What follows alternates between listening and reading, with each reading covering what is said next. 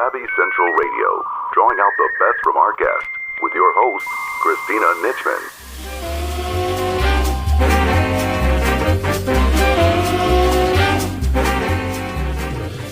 Our Savvy shows are being syndicated on 7 AM FM radio channels through AM FM 247. If you're away from your radio or internet, don't worry. Every Thursday at 8 p.m. Eastern, you can listen to Savvy Central Radio on AM FM 247 Broadcasting Network by calling 712-832-2784 from any phone. Calls have no additional cost and just use your mobile minute. So save the number to your phone, 712-832-2784. Hello everyone and welcome to Savvy Central Radio. This is your host, Christina Nitchman. Each week Savvy runs weekly broadcasts providing entrepreneurs and successful individuals a platform to express their dreams, hopes, lessons learned, expertise, and wisdom with the world. Our guest today is Campbell, founder of Bright Planning, a strategic marketing and consulting agency to companies worldwide. The agency particularly focuses on helping new and mid-sized independent businesses grow to a new level of success without sacrificing their values, culture, or craftsmanship. Catherine holds 9 years of experience in e-commerce, campaign planning, and content development. Before launching her own business, Catherine served as a marketing director and managed campaigns for companies such as Nissan, Strong Project, as well as best-selling authors and some top sales and social influencers in the U.S. Find out more about Catherine and her business at brightplanning.com. Hi, Catherine. Welcome to Savvy Central Radio. How are you? I'm doing great, Christina. How are you? I'm doing fabulous today. I'm very glad you could join us. You have a really interesting story. I mean, you built your business and it got off the ground like in 2 shakes. That is, well, before we get started there and how you really transformed your business and got it kicking off the ground, share more about how you created your business, Bright Planning, a strategic marketing and consulting agency, and how that all came about for you. Sure, absolutely. So, the agency actually arose out of necessity, which I think, a lot of businesses happen because we get that kick in the pants that we need to actually take it from side project to realizing a dream. But yeah, I always had an idea I was working for an agency in Charlotte, North Carolina at the time as a marketing director. And I had an idea for eventually at some point much further down the road, maybe a 5-year plan of starting my own agency, a marketing strategy agency. And little did I know that opportunity was going to come sooner rather than later, because I was unexpectedly laid off from my position at that Charlotte agency. And it was totally fine. We parted ways amicably, but it was just not in their capacity to keep me. Mm-hmm. So I already had a very rough business plan for my company, and the name and Bright Planning, and my idea to illuminate the best path for your business just came very naturally to me. It was an overnight kind of thing. And so I just, I took the idea and started building it out. And because I was suddenly unemployed, I just started pounding the pavement to say, okay, if I'm going to do this, I might as well do it now, because this is my this is my opportunity. And so I literally started pounding the pavement and going door to door to try and find people and businesses who needed marketing strategy expertise, who needed somebody to help illuminate exactly what they needed to do and how they were going to do it to market their business and get success. A lot of people out there listening in are going to be able to relate. A lot of our past guests and listeners have been people who left corporate for one reason or another. Their kids went off to college. They wanted to change a career. They were laid off. And in many cases, they didn't always know what their dream was or what they wanted to do. And a lot of times they struggled for years before they got their business off the ground. And you, within 3 months, you hit profit, girl. So share with us how that came about for you. Because like I said, many businesses are struggling from day one, and it takes years before they accomplish where they're making profit in their business. How did you do it differently from other businesses in which you created phenomenal results for yourself? Well, I think that that's a really good question. I think that one of the things that helps is when you have another driving factor that says, okay, you know what, this isn't a choice. You you're going to make it or break it. And also accepting that failure is a real possibility allows you to just kind of relax and build your business without that frantic desperation. But for me, I'm a single mom and I have an 8-year-old son. And so for me, the idea of success was something that I was like, I'm just going to give it my all. So there were 3 things I did to achieve a profit within 3 months after starting my business. And the first one was I kept every single one of my overhead costs as low as possible. What I did is I promised myself that I wouldn't get any professional branding or design done until I had my first 10 clients. And then I knew I would have the revenue to sink back into my company, because when I was first starting out, nobody cared that my business card was plain, as long as the work I was doing delivered great results for them. Nobody cares. And this also meant working out of a home office, only investing in tools I absolutely needed to get started. No fancy video camera work, no fancy website tools, no expensive client lunches, those kinds of things. It was more coffee dates than client lunches when I first started. And then also building my own website myself. And that was something that I lucked out on because I had the experience and know-how to be able to build my own website. But I really just bootstrapped costs across the board as much as possible. The second thing that was really a key to me, and a piece of advice that I can give to businesses who want to see a profit, is that if people don't know that you exist, you're never going to make a profit. So you have to start reaching out immediately and just putting yourself out there and not being afraid for the ask, to ask people for their business. I started reaching out on LinkedIn, which a lot of people hate, but I actually started friending business owners and decision makers, CEOs. And what I did is once I connected with them, I analyzed their business, and then I reached out to them with a personal message saying, okay, here's 3 things that I found could improve your marketing efforts immediately.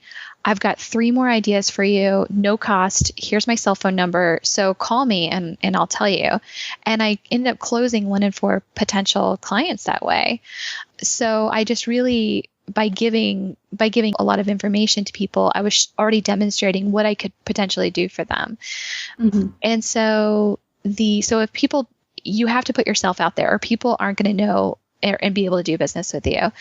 And this also goes to my third point, which is I genuinely enjoyed helping people. And so by practicing generosity, I attracted a lot of clients to my company. I think that there's something very attractive about someone who doing business with someone who loves exactly what they do, and they're doing it on their own terms, and they're serving the people who in turn make them feel great about their purposes too. Clients and customers really pick up on whether or not you're 100% invested in it, because if you're not 100% invested, they're not going to be either. Wow, you hit like on a billion points. No, Sorry. No, a whole bunch of points. No, very important. What I really, really liked, what you hit on first, was spending a lot of costs that were not really necessary. I've talked to so many business owners where, I got a $4,000 website, I got photo shoot, I did a video because everyone says you have to have a video on your page. And really, like you mentioned, the key point you said there in that, when it came to that, was your client are looking to hire you for results, what you can do to make their life better. They don't care how pretty your photo shot looks, your business card, your website. None of that is going to help them with their results. So I really like that you hit on that point. That was very important. And I really like that you mentioned LinkedIn. That has been a really, really awesome tool for myself as well, in that I will go onto LinkedIn, look on a business, see if they match with our direct market, our listenership, that type of thing. And it's really a great tool to get a deeper understanding of researching businesses. Yeah. So I like that you mentioned that. Yeah, absolutely. And now you mentioned something before we got on our interview that, and I know this myself included, that women in particular as business owners have the problem with wanting to please and people please to the point where it hurts their business until we're actually burned out. Now, how can we reverse this and not come from a place of fear and actually do the thing that you were mentioning, which is give something out and help people from a place of generosity because you really like to help people? Oh, wow. Yeah. Pleasing everyone. And you're absolutely right that that wanting to please everyone totally leads to feeling burned out and overwhelmed.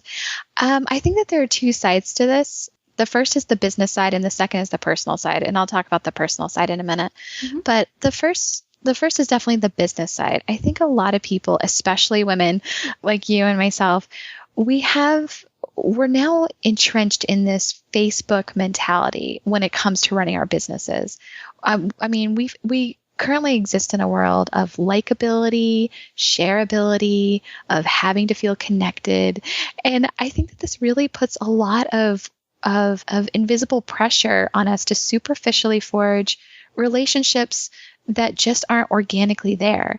And what's really important is you have to remind yourself that, and this point goes to a lot for women business owners who operate mostly online, if they run an e-commerce or have an online business, but also for brick and mortar. And that's if your business was a brick and mortar store, who would you want walking into your shop every day and spending time in your personal and professional space? And I think that if you ask yourself that question and you just pause and reflect about and envision who you want to be surrounded by as you grow forward in your business, it really helps you naturally and subconsciously draw the lines for whom you want to serve and who isn't a right fit as your employee or as your customer. And I think that can help and boost your confidence and help overrun that fear of not pleasing everyone. And on the personal side, I want to say that I don't think enough women practice self-care. You absolutely have to set aside time for yourself, especially when you're running a business, because you and I both know that when you're starting out and especially when you're building a business, you're putting in 60, 70 hours a week, and you're constantly telling yourself, oh, the business, things are going to slow down and I'll make time for myself later. And you don't. You stay busy out of fear of feeling like you haven't accomplished enough and that you haven't hit certain goals yet. Mm-hmm. And so, but what you need to do is you just need to take that time and set some time for yourself to just veg out and daydream on the couch and have that Netflix weekend in and take a bath and get 8 hours of sleep. You are not Superwoman. Superwoman is a comic book fictional character. The more you take care of yourself first, the better and more balanced and more confident you're going to feel as a result. And it has a ripple effect. Confidence you hold within yourself, the more easily you can identify where to draw the line on not pleasing everyone. Wow. Again, a number of wonderful points. And what I really like there, and this is a big lesson I learned only recently in the last year, is when I first started my business, I wanted my show to please as many people as possible, all advertisers as possible. and it was killing me. And not to mention brought to the forefront some people that were really just icky and really were not reflective of me, my message, my brand. And then I just put myself in a bunch of turmoil and unhappiness. And I thought, these are not the people I'd ever want to be around in person, like you were mentioning. Forget Facebook. I would never want to hang out for coffee with these people. Why am I wanting to work with them? So no, I love that point that you're making, that, if you don't even want to hang out with them for coffee, why are you thinking of doing business with them? Because you don't have to be with everyone. And I also like that you mentioned the nurturing part, because I think that's something I know I forget. And just recently, I was sitting on my desk for 60, 80 hours before I did these huge couple of live events we put on recently. And I said, I'll go outside and take a walk when I've completed all this stuff and got enough seats filled and sponsors and all that jazz. And I missed the entire summer practically. I've barely gone out spring and all of this summer enjoyed the beautiful weather because I was sitting inside going, I must complete this task. And so it's a really good point that you mentioned, that you could be here forever and not feel like you've met your criteria. You'll just put up another bar, and then before you know it, you're burnt out.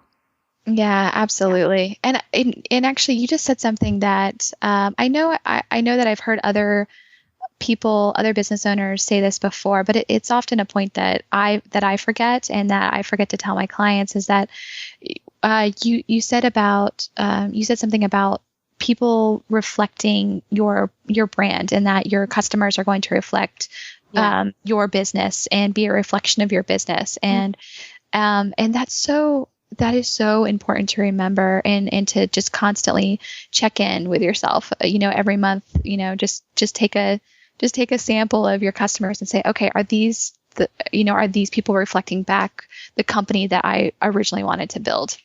Yeah. A great point. Catherine, I think it was 2 years ago, someone called me up and said, you have to have this person on. They're amazing, blah, blah, blah.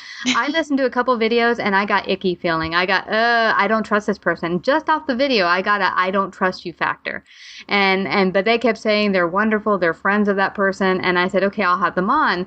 And in the interview, the person said, I'm going to give away a free book. And they did. Or that's what they said they were doing. The deal was that they didn't mention during the interview is that you had to practically give your firstborn baby to them and blood sample and whatever in order to get that book. Like he had you fill out a bunch of forms and do this, that, and the other.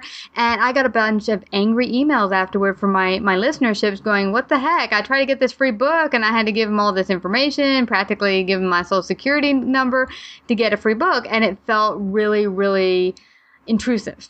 Mm-hmm. And icky. And I was like, I apologize, and told the person they can't do this. But bottom line, it led me to realize to follow my intuition. If I'm getting a sense that this is not working for me, my brand, and what I stand for, my values, to say no. And it's okay. Yes, absolutely. Yeah. That's so great. Yeah. And so now we're talking about the subject of narrowing your market is what I'm gathering from you, because we're talking about now you can't have a net out there that fishes the entire ocean. If you're for everyone, you're for no one. And so how do you really begin to narrow your target market and realize who is the best person for you? How do you discover that for yourself? Yeah, actually, that touches on the confidence issue again. So, which I think will be a natural result of you narrowing your target market is you're going to feel more confidence about what you're doing in your business. So the more targeted your market is, the quicker you're going to overcome that fear of not pleasing everyone. Mm-hmm. It all goes back to the basics. Mm-hmm. You started your business to solve a specific problem for a specific person. If you started your business just to make money really quickly, you have no target market. So you need to realign what your goals are. But yeah, I just want your listeners to remember that they started their business to solve a specific problem for a specific person. Sure, you can catch more fish with a wider net and offer a variety of services, but these are going to be low-grade fish. You get the worst customers that way.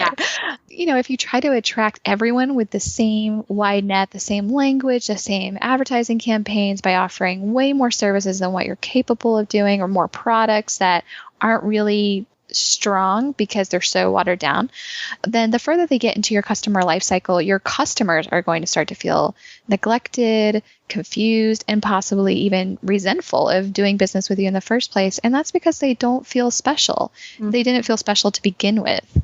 So so my advice is pick one particular group that you would be over the moon to work for or sell your products to, and get very specific about who this group is.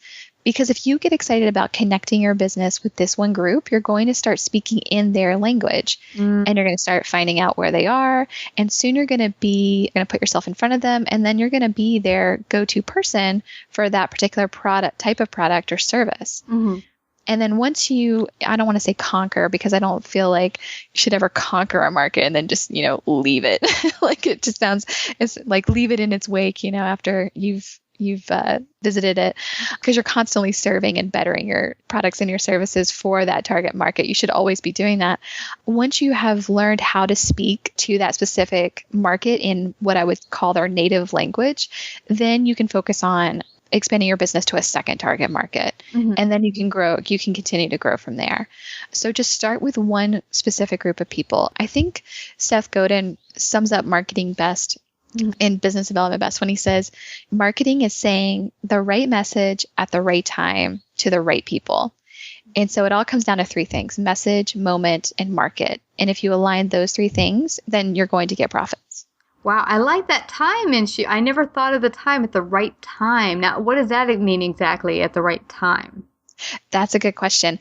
Well, because sometimes it's out of your control. You launch a product that you think is the right time to introduce it into the market, and you may be a pioneer and people may not be ready for it.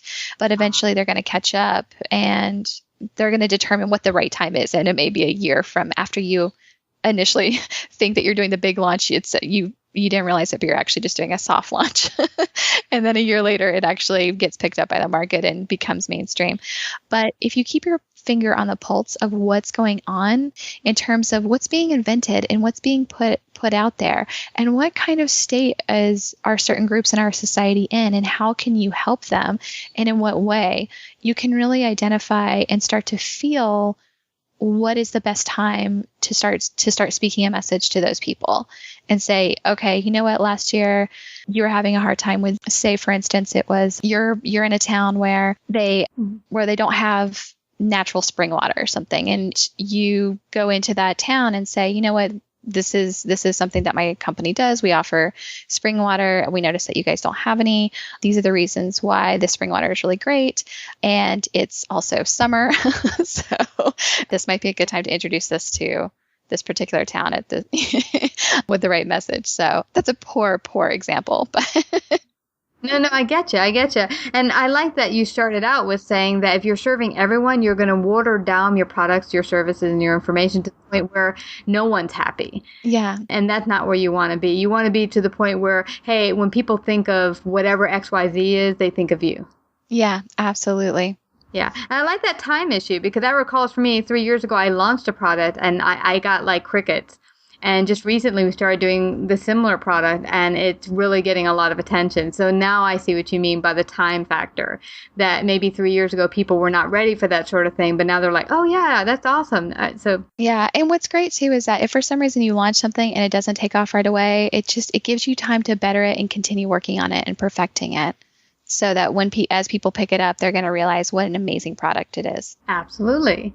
And so now you've been in business for how long now? My agency is almost 1 year old. It was launched as a freelance gig. It wasn't officially called Bright Planning and it didn't have its official launch until September, but I started it last summer. Wow. You have had a lot of success already. Like within 3 months, you're already making profit. Mm-hmm. Share with us some of your success stories. Okay. Well, I have 2 different types of clients that I serve, and one of them is the startup who is in like pre-launch phase. And so I help them just kind of jump off the ground by building very, very basic stuff. So going from 0 to 2,000 followers on Facebook and those kinds of things. But I also help established businesses who are at least 4 years old and they've gotten on this weird sales plateau where they just can't move anymore. And they've kind of forgotten what they're doing and they're feeling muddled and just really spread thin. And so there are a couple stories that come to mind, especially because this actually touches back on what we were talking about, the importance of narrowing your target market. Mm-hmm. And one of them was I worked with this New York Times bestselling author, and she wrote this book about saving your marriage. And it was a very provocative book that had very interesting tips on it about how to save your marriage. And the book did very well. Obviously, it was a New York Times bestseller for a while. And she had done this, I guess it was a couple years before she actually came to us actually. And what had happened is she had completely stalled. She had hit that plateau, and she had this idea for a relationship coaching program that she wanted to launch. But she was thinking, I'm going to do this huge launch and it's going to be for married women all over the US and wanted to do everything fresh from scratch. And so we said, wait a second. You have all of these people who already bought your book and you're wanting to sell this $2,000 relationship coaching program to people who you're trying to target people who haven't even heard of you. Let's go back to your list who you haven't emailed in forever, but let's go back to them and offer them a video series of marriage myths and tips. And she's going to break those marriage myths and then that video series will introduce them to the concept of the relationship coaching program because these people have already read your book. They know who you are. They trust you. They're going to get reinvigorated through this video series.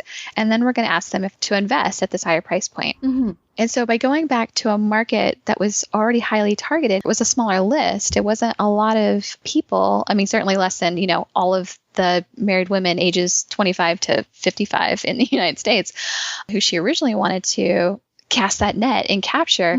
But what she did though is she went ahead and said, okay, let's do it. So she shot the video series and we launched it and she sold $60,000 worth of that relationship coaching program in 3 days. Wow. Wow, that is truly a success. And what's interesting about that is that it was sitting right there in front of her. Now, I'm guessing, do a lot of business owners you've worked with or seen make this sort of mistake where they're actually going about it the wrong way and actually losing clients that are sitting right there for their taken? Yeah, absolutely. They don't nurture or find ways to cross-promote or cross-sell to extend that customer life cycle. So I always advise my clients to go back to their customer list and look at their products or their services they're offering and just redraw the customer map and see if it kind of reignites in their brain a different way to map out the client life cycle so they can extend additional products and services to those people and just see if they're interested, because I think it's something like you have a 60% chance of someone buying something else again from you, it's much higher than that, 70% chance than for a brand new customer to That makes sense, yeah. And I've heard for corporations in general, the cost is like 7 times the cost to go after a new client, wine and dine them, than an existing client to already go, oh, here's some new services. They're usually a lot less work and a lot less money to get signed up. Yeah, so those are really, really good points. Thank you so much for that. Now, before we head on out, I don't want us to leave without people finding out how they can work with you, find out more about you. How can they do that, Catherine? Okay, so the first thing is obviously to go to my website and find out a little bit more about me. My website is I keep my website very clean and very minimal because it's really important for me not to waste your time. And so what I love to do is I just direct people to www.brightplanning.com. And from there you can explore. I have a list there are 3 areas of expertise that me and my team specialize in, and that's my authentic marketing maps, which is a 3-month dedicated hands-on strategy for you, hourly consulting or a package of consulting hours. And then we also offer dedicated writing services. That tends to be a huge bottleneck for any business owner. They just can't get that newsletter or that email written. Or get the proper messaging out for the newsletter, which is, you can get it out, but if no one understands it or it doesn't hit anyone, then it hardly matters. Absolutely. Yeah. And you mentioned something, right, I want to hit on. You mentioned it's clear, it's precise, it's clean, my website, and you brought that out. And honestly, I was talking to a web designer who says too many young business owners come to him. I mean, young meaning just getting started. And they're like, oh, I want this fantastic logo, website, whatever. And they're getting so wrapped up in the vision of this fantastic looking business card, logo, whatever, that he's like, right now people just want to get to know who you are. As we said in the beginning of the interview, it's all about the results you're providing the customer that they're worried about, not so much about how pretty your website is or your logo or all that jazz. Yeah, absolutely. So that's what I offer. And then, I'm really excited where I'm hoping to bring on another strategist to my team and slowly grow it. I didn't name my company after myself for a reason. So I'm really excited to see where it goes in its second prosperous year. Yeah, well, it's already started super prosperous, which is a lot more than a lot of other businesses. So others can take heed and learn from you. Catherine, thank you so much. So everyone, please go to brightplanning.com. And before we head on out, are there any last words you'd like to leave with our audience, Catherine? Yeah, actually, I just want to remind your listeners that it is a busy, noisy, and overwhelming world out there, especially for new business owners who are entering their market, whatever market that may be. And one thing I like to say to my clients is, don't be one of 1,000 cicadas on a summer night trying to sing the same song. Just be the silence. Oh, I love that. Oh my gosh, that's a really awesome way to end. Trying to compete with everyone else and be them. No, be yourself. Be that one silent cicada. Love that. Absolutely. Thank you so much. Thank you for coming to Savvy Central Radio today. Oh, thank you so much for having me. This was so fun. Join our mailing list today by texting Savvy Radio to find out about upcoming guests and events and receive a free gift, how podcasting can help increase sales and influence in your business. Savvy Central Radio is home to over 100,000 listeners per month globally and runs in syndication on 8 AM and FM platforms, including iHeartRadio and 6 podcasting platforms. To find out more about our paid sponsorship opportunities or to become a guest and find out how we can help you get your message out to the world, call 718 area code 713-2289 or email at savvycentralradio@gmail.com.